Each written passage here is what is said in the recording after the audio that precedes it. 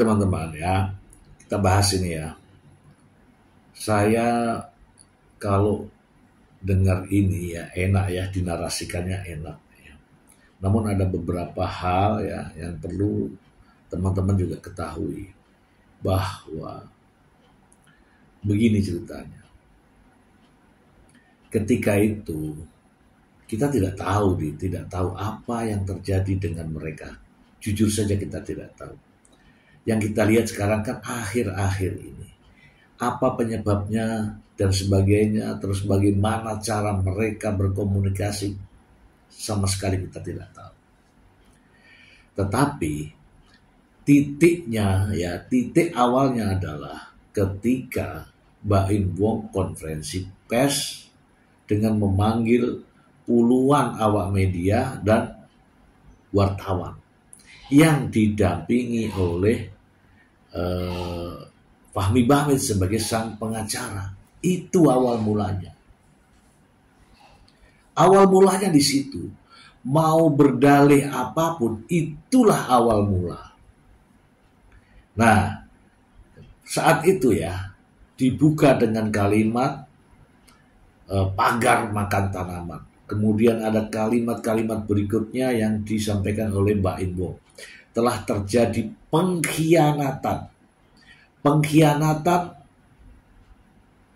oleh Paula Verhoeven terhadap Mbak Im Wong karena merasa dikhianati.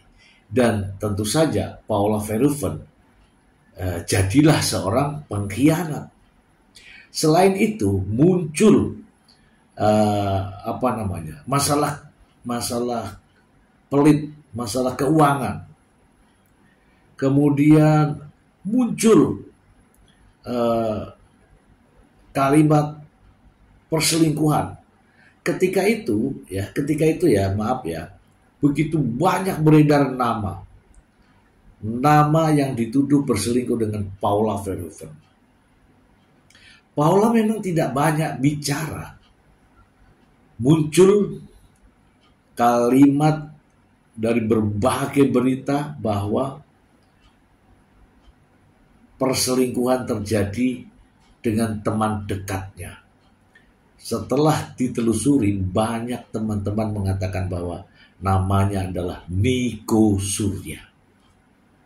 Dan seperti kita ketahui, ada juga di dalam videonya Mbak Im Wong ya. Nico Surya itu teman baik Mbak Im Wong. Pernah kerja bareng dengan Mbak Im Wong. Nah, masalahnya di sini. Ketika diisukan, terus beredar. Ditambah lagi setiap pengacara berada di depan kamera selalu mengatakan kalimat-kalimat wanita yang tidak muhrimnya bersama-sama dengan seorang lelaki dan sebagainya. Itu terus diulang-ulang. Itu adalah persoalan pokok di awal. Dari sinilah sebenarnya mungkin saja anak-anak di tangan mereka, para pembantunya, para bibi-bibi pengasuhnya, kita tidak tahu. Nah, di situ muncullah ada akibat daripada perjalanan ini, sehingga seolah-olah Paula mau ke sana, anaknya tidak mau, diantar oleh Mbak Im Wong, anaknya tidak mau. Paula mau kangen ya ketemu anak-anaknya, harus ke sekolah, dan itu hanya dibatas pada jam sekolah. Tidak ada kebebasan untuk bertemu anak sendiri.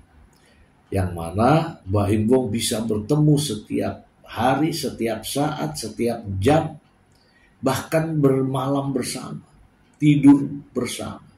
Tetapi Paula tidak ada kesempatan itu. Oke teman-teman.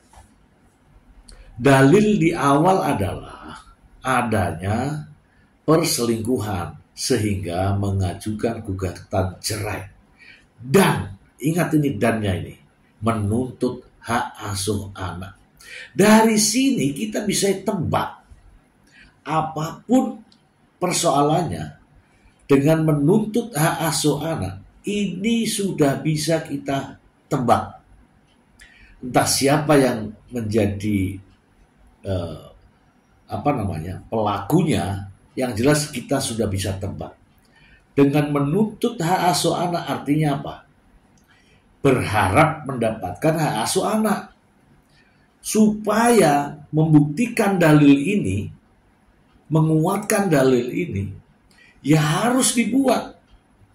Nah, masalahnya adalah ketika dalil perselingkuhan, yakin dan percaya, maaf ya, yakin dan percaya, ini tidak bisa dibuktikan. Tidak bisa dibuktikan. Kenapa?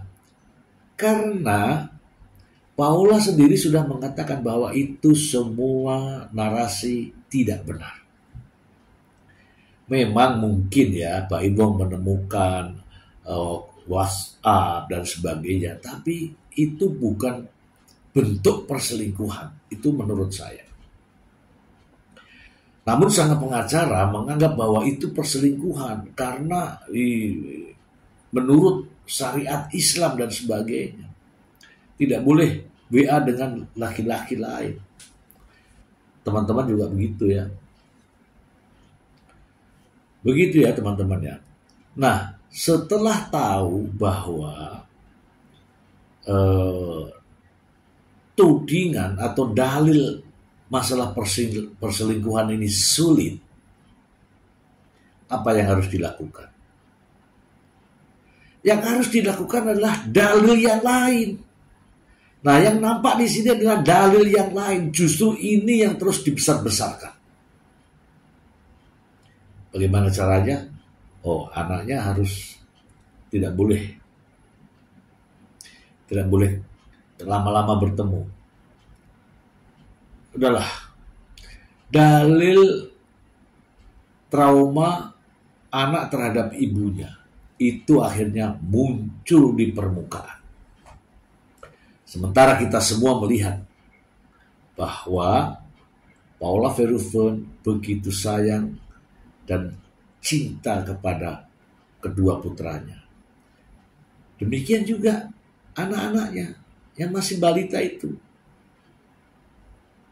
Begitu rindunya jika ketemu mamahnya. Namun sudah di framing bahwa anak-anak trauma. Nah, dengan anak-anak trauma inilah kemudian menjadi bola liar. Sehingga harus dipertahankan. Harus dipertahankan. Kaitan dengan trauma anak. Bagaimana cara mempertahankannya? Panggil ahli, panggil psikolog, panggil dan sebagainya untuk dihadapkan di pengadilan. Ini cara-cara ini, ya sama aja lah, beginilah, sama saja ini saya kasih tahu nih. Ini bukan ke arah situ, sama aja. Kalau kamu tidak masuk sekolah, walaupun kamu bolos, kalau ditanya sama bu guru, pasti kamu ngapain tidak masuk sekolah? Sakit. Bagaimana supaya melegalkan sakit ini? Ya menulis, ya membuat surat sakit. Sama ini, bagaimana caranya supaya anak-anak ini dikatakan trauma? Ya harus ada psikolog. Nanti akhirnya jawabannya sesuai dengan psikolog, penilaian psikolog. Itu pendapat saya. Sehingga seolah-olah apa yang diucapkan itu menjadi legal dan sesuai dengan aturan, sesuai dengan hukum. Itulah fakta yang terjadi. Sehingga terus dipertahankan. Namun tidak kalah ya, namanya juga apa namanya ya, Tuhan telah membuka jalan. Suara Keanu di tangisannya ketika mamanya datang, memang nangis, memang berontak, tapi ada suara. Suaranya adalah, "Mama jangan kesini, nanti papa marah." Itu suara siapa?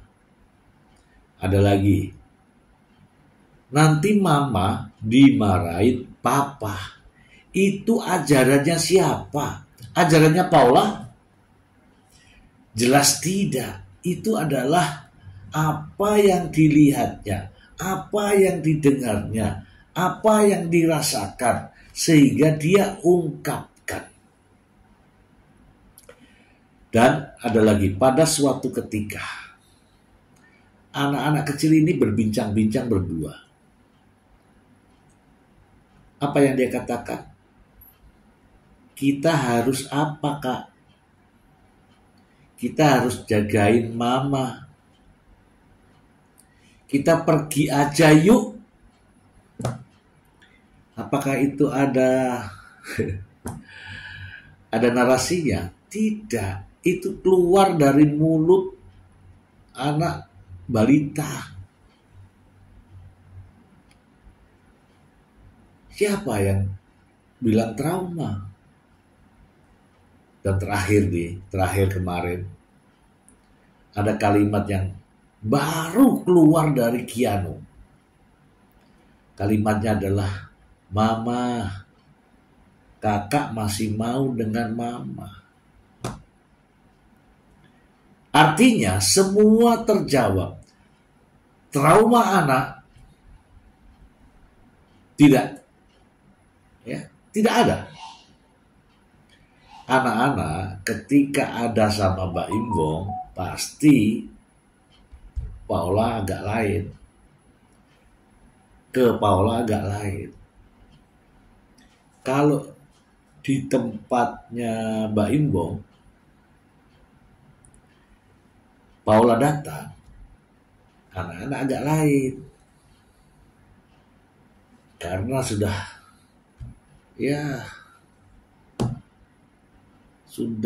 adaptasi.